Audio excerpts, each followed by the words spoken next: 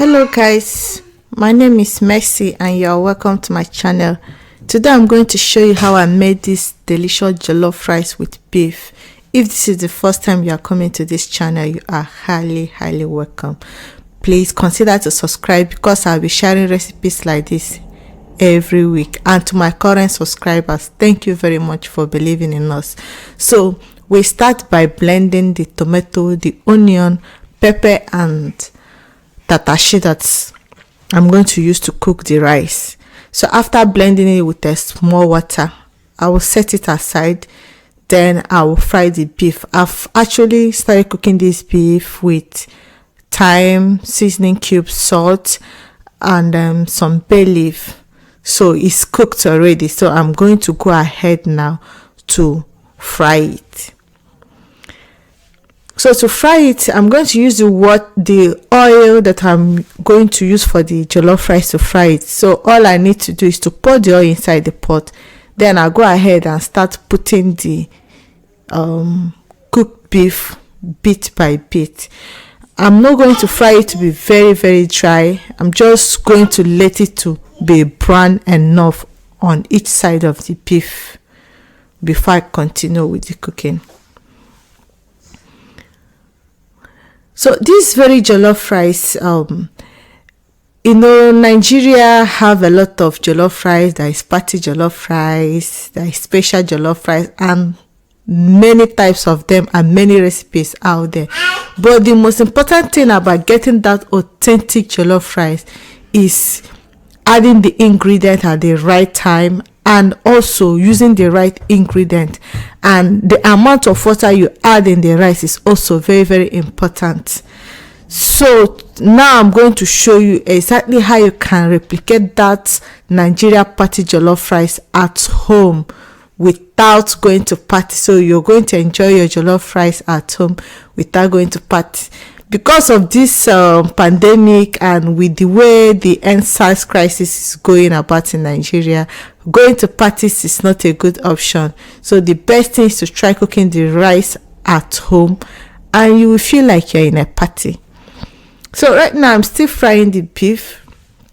I finished frying the first batch. So I'm on the second batch now, and as you can see, the color has turned brown enough. Right now it is so delicious, and by the time it gets cold it's going to be strong, So after removing it, I'll go ahead and start frying my onion. So I pour my chopped onion into the vegetable oil that I've used to fry the meat, and I'll fry it for like 2 to 3 minutes to get enough flavors from the onion released into the oil, because that is the most important part of this frying of the onion. Let the flavors, aroma, taste from the onion saturate the oil. Then I just added my tomato paste. That is about 3 tablespoons of tomato paste.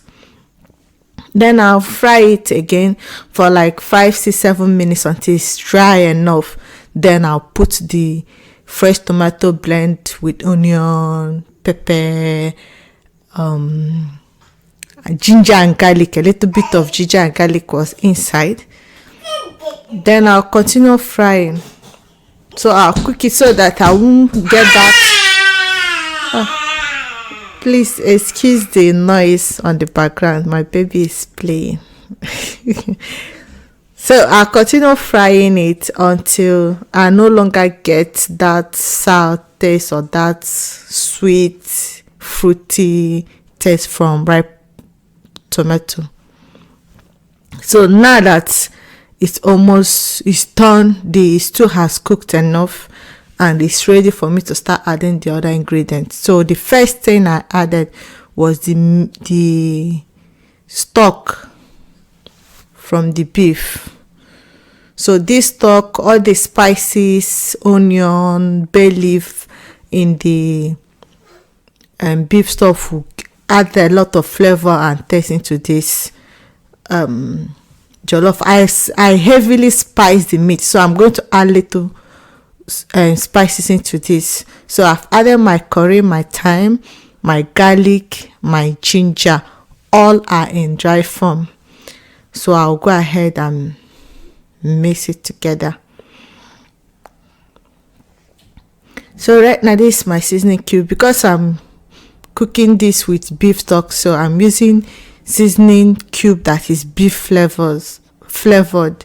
Then after adding that, I'll go ahead and pour my hot water into the pot, add my salt, mix it, then I'll let it to boil very well before I add the rice.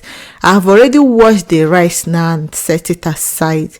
So the next thing I add right now is the crayfish. After adding it, I'll mix it and put my rice.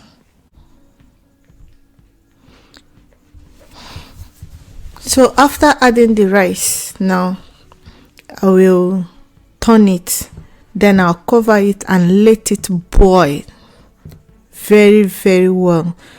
After it has finished boiling, then I'll go ahead and cover it with foil. The reason I'm covering it with this foil is to retain some steam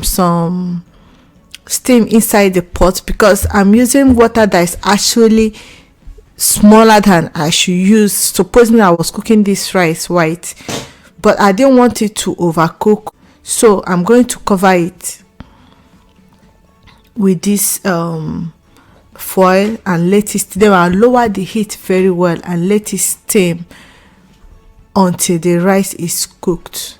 So at this point, it has been cooking for about 30 minutes and I can smell the burnt from the bottom of the pot.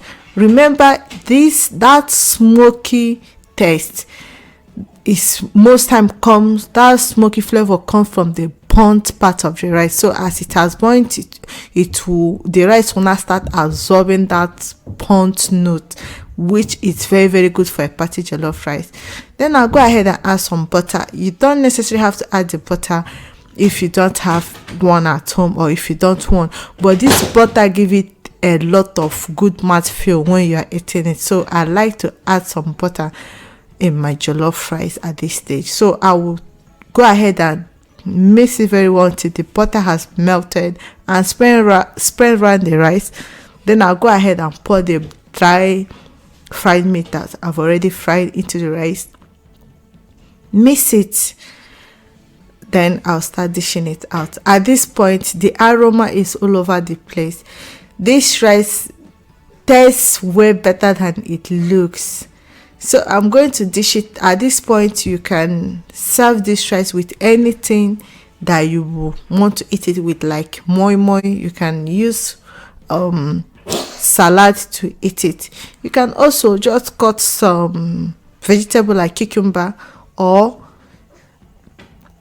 go ahead and use avocado. I mean, eating jollof rice with avocado pear can be very delicious. So it all depends on what you like. But if you don't want to add any extra to it, go ahead and enjoy your party jollof rice the way it is, and you're going to have a nice time eating it. If you have watched up to this point, I really appreciate it. Thank you very much for watching this video. Please kindly like, subscribe, and share to your friends and families. I will see you again in a few days. Thank you very much.